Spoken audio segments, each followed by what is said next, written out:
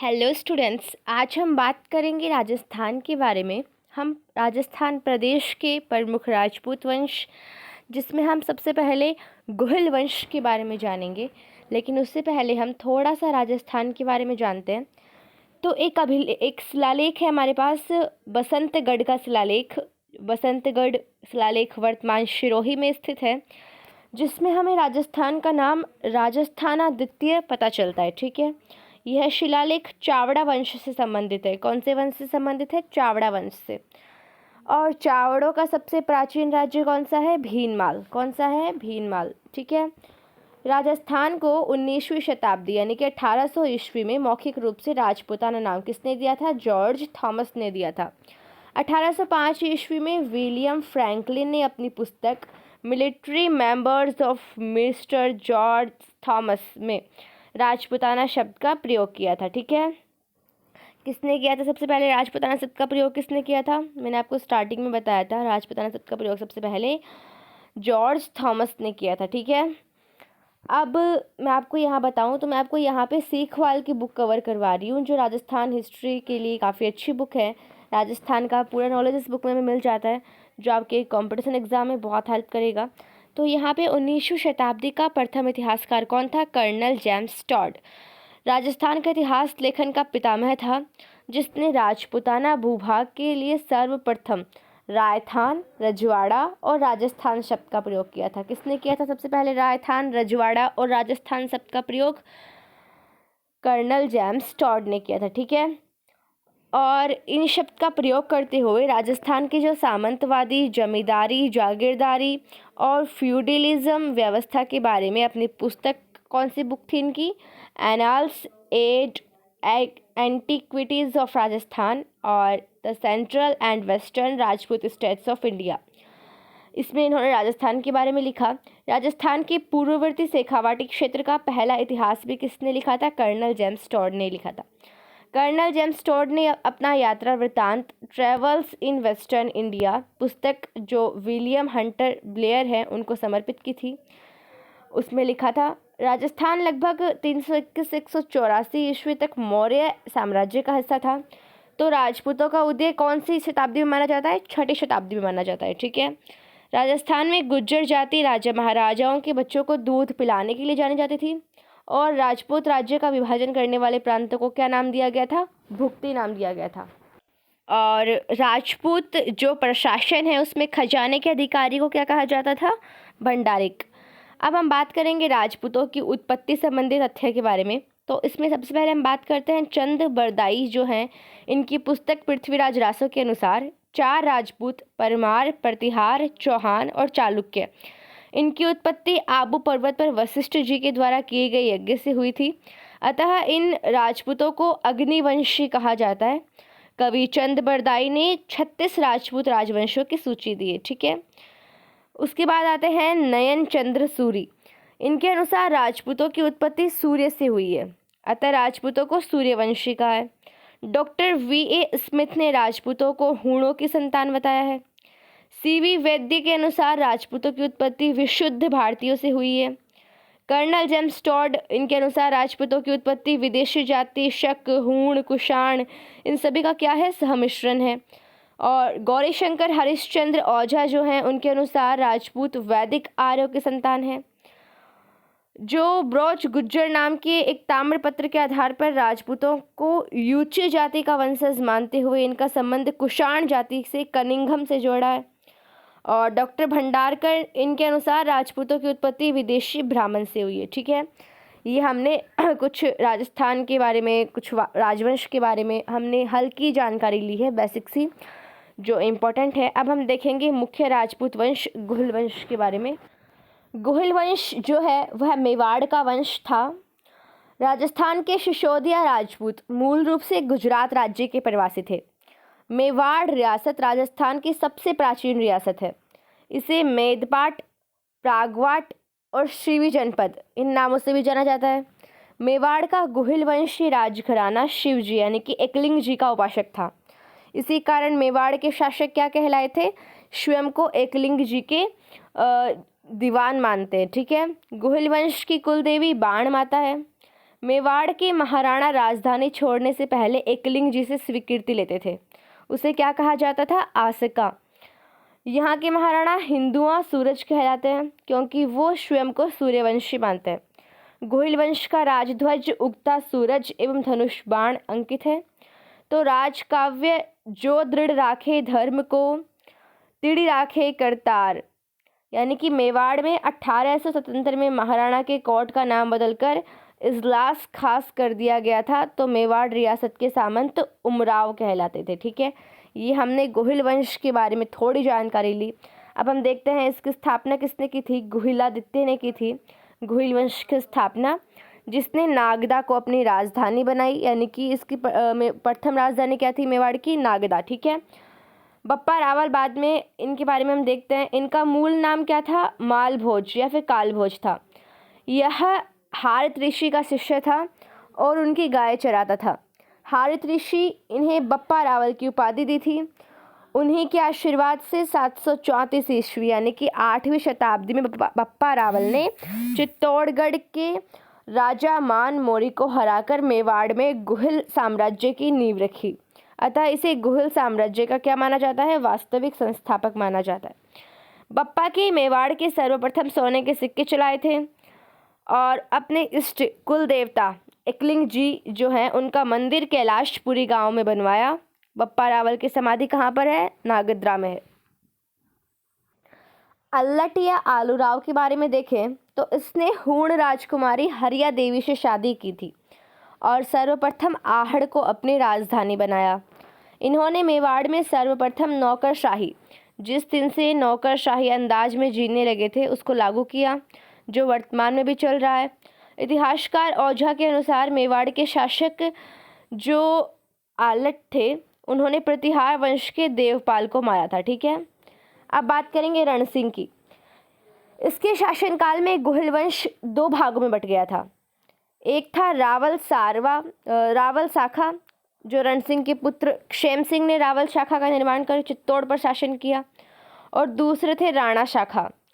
रणसिंह के पुत्र राहब जो थे उन्होंने सिसोदा ग्राम बसाकर राणा शाखा यानी सिसोदिया की शुरुआत की थी। ठीक है, उसके बाद आए जैत्र सिंह। इन्होंने इल्तुतमिश के आक्रमण से परेशान होकर अपनी राजधानी नागदा से चित्तौड़ को बनाया।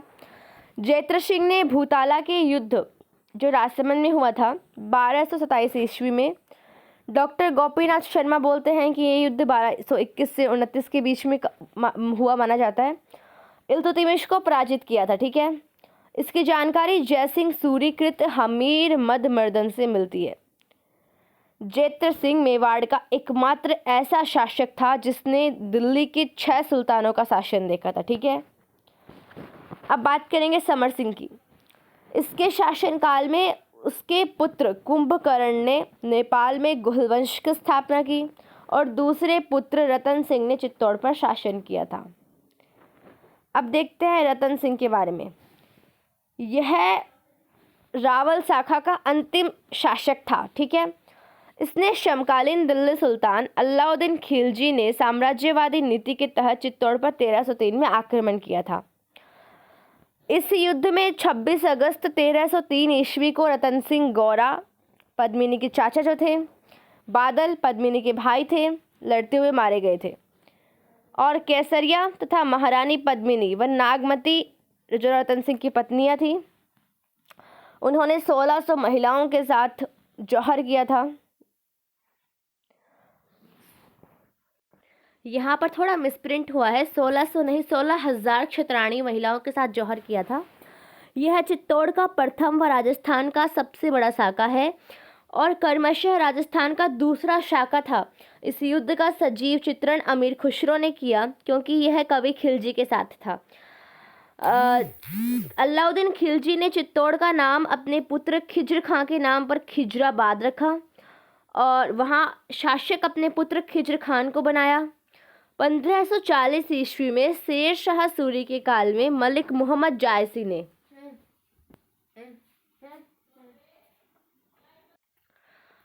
पद्मावत नामक ग्रंथ लिखा था जो एक काल्पनिक था। उसके अनुसार यह आक्रमण अलाउद्दीन खिलजी ने राघव चैतन के कहने पर रतन सिंह की रूपवती पत्नी पद्मिनी को प्राप्त करने के लिए किया था, ठीक है। और रानी पद्मिनी के तोते का नाम क्या था? हीरामणि था। क्या था रानी पद्मिनी के तोते का नाम? हीरामणि। ये क्वेश्चन एग्जाम में पूछ लेते हैं कई बार। अब देखते हैं राणा हमीरदेव के बारे में। तो इनके जो मालदेव के पुत्र जयसिंह थे, ओझा के अनुसार मालदेव के पुत्र बनवीर रणकपुर पाले शिलालेख के अनुसार ये बताया गया है, उनको हराकर मेवाड़ में सिसोदिया वंश के साम्राज्य की स्थापना की। इसी कारण इसे मेवाड़ का उद्धारक सिसोदिया साम्राज्य जो वंश था तृतीय श्रेणी 2013 का संस्थापक कहते हैं। इन्हें कीर्ति स्तंभ में विषम घाटी पंचानन व गीत गोविंद पुस्तक की टीका रसिक प्रिया में वीर राजा की उपाधि दी गई है। इसके समय चित्तौड़ पर राणा शाखा ने शासन शुरू किया। हमीर सिसोदिया ने सिंगोली के युद्ध जो चित्तौड़गढ़ में दिल्ली के सुल्तान मोहम्मद बिन तुगलक को पराजित किया था, ठीक है। राणा लखा या लक्ष्य सिंह के बारे में हम देखें तो इसकी शादी वृद्धावस्था में मारवाड़ के जो राव चूड़ा की पुत्री व रणमल राठौड़ की बहन हंसाबाई से शर्त कि उसका जो पुत्र है वो मेवाड़ का उत्तराधिकारी होगा, शादी हुई थी। उनके मोकल नाम का पुत्र हुआ था। राणा चुंडा यह लाखा का बड़ा पुत्र वह हंसाबाई का सौतेला पुत्र था। चुंडा ने मेवाड़ का राज्य हंसाबाई के होने वाले पुत्र को देने व जीवन भर कुंवारा रहने की भीष्म प्रतिज्ञा की थी। इसलिए मेवाड़ का भीष्म पितामह या राजस्थान का भीष्म कहा जाता है किसे? राव चुंडा को। राणा मोकल 1433 ईस्वी में अहमद खान के साथ हो रहे जीलवाड़ा युद्ध के मैदान में महपा पंवार के कहने पर चाचा व मेरा दोनों राणा जो क्षेत्र सिंह है उनके खातिन प्रेमिका कर्मा की अवैध अनौरत संतानें थी। 2 व्यक्तियों ने इनकी हत्या कर दी थी। महाराणा कुंभा राणा मोकल व परमार रानी सौभाग्य देवी का पुत्र था, जिनका जन्म 1423 ईस्वी में हुआ था। इन्हें हिंदू सुल्तान यानी मुस्लिम शासकों को पराजित करने के कारण अभिनव भट्टाचार्य संगीत ज्ञान के लिए, राणा रासो विद्वानों का आश्रयदाता, हाल गुरु गिरी दुर्गों का निर्माता, राजगुरु यानी विद्वान, राणे राय दान गुरु आदि नामों से जाना जाता है। महाराणा कुंभा के दरबार में तिल भट्ट, ताथा, मुनि सुंदर सूरी आदि विद्वान थे। मेवाड़ के राणा कुंभा ने संगीत पर ग्रंथ लिखे थे, जैसे रसिक प्रिया, संगीत राज जो 5 भागों में विभक्त है, सूड़ प्रबंध। तो प्रसिद्ध संगीतज्ञ रमाबाई कुंभा की पुत्री थी, जिसे क्या कहा जाता था? वागीश्वरी। कुंभा ने अपने पिता की हत्या का बदला व चाचा व मेरा को मारकर लिया। इन्होंने 1437 ईस्वी में सारंगपुर के युद्ध मध्य प्रदेश में मालवा के सुल्तान मोहम्मद खिलजी प्रथम को पराजित कर मालवा के विजय के उपलक्ष्य में कीर्ति स्तंभ विजय स्तंभ का निर्माण करवाया। 1457 ईस्वी में इसने पुनः बदनौर बैराटगढ़ के युद्ध भीलवाड़ा में मालवा के सुल्तान खिलजी प्रथम को पराजित किया और इस विजय के उपलक्ष्य में कुशाल माता के मंदिर जो बदनौर में है उसका निर्माण करवाया। महाराणा कुंभा व राव जोधा के मध्य कुंभा के दादी व राव जोधा की बुआ हंसाबाई ने 1457 ईस्वी में पाली में आवल बावल की संधि करवाई, जिसके तहत मेवाड़ मारवाड़ की सीमा का निर्माण हुआ और राव जोधा ने अपनी पुत्री श्रृंगार देवी का विवाह कुंभा के पुत्र रायमल से करवा दिया, ठीक है। महाराणा कुंभा के काल में राजस्थान में चित्रकला की शुरुआत हुई। वीर विनोद नामक पुस्तक जो है, इस ग्रंथ की रचना मेवाड़ की महाराणा सज्जन सिंह के शासनकाल में की गई थी। उनके लेखक श्यामल दास जो भीलवाड़ा निवासी थे, उनके अनुसार मेवाड़ के 84 दुर्गों में से 32 दुर्ग महाराणा कुंभा ने बनवाए, ठीक है। अतः इन्हें स्थापत्य कला का जनक कहते हैं। इन्होंने एकलिंग महात्म्य पुस्तक के प्रथम भाग जो राजवर्णन है उसकी रचना की थी। इस पुस्तक का अंत कुंभा के वैतनिक कवि कान्ह व्यास ने किए। महाराणा कुंभा ने कुंभलगढ़, राजसमंद, अवलगढ़ सिरोही, बसंतगढ़ सिरोही, भौमर दुर्ग, बाड़मेर आदि का निर्माण करवाया। इनकी 1468 में कुंभलगढ़ के अंदर कटारगढ़ दुर्ग के कुंभश्याम मंदिर में उनके पुत्र उदा ने हत्या कर दी थी। अतः मेवाड़ का पितृहंता उदा कहलाता है। कीर्ति स्तंभ जो है, कीर्ति स्तंभ प्रशस्ति 1460 ईस्वी के अभिलेख में महाराणा कुंभा के लेखन पर प्रकाश डाला। इस लेखानुसार कुंभा द्वारा रचित 4 नाटकों में मेवाड़ी भाषा का प्रयोग किया गया था। आज की वीडियो में इतना ही देखेंगे। आगे हम महाराणा सांगा, महाराणा प्रताप, इन सभी के बारे में अगले वीडियो में जानेंगे। पार्ट 2 जल्दी आएगा गोहिल वंश का। ये वीडियो काफ़ी लंबा हो गया है। अगर आपको वीडियो अच्छा लगे तो वीडियो को लाइक कर दीजिए, चैनल को सब्सक्राइब कर लीजिए, और किस तरह की वीडियो चाहिए आप मुझे कमेंट कर सकते हैं। PDF नोट्स के लिए आप टेलीग्राम ग्रुप को ज्वाइन कर सकते हैं। All the best.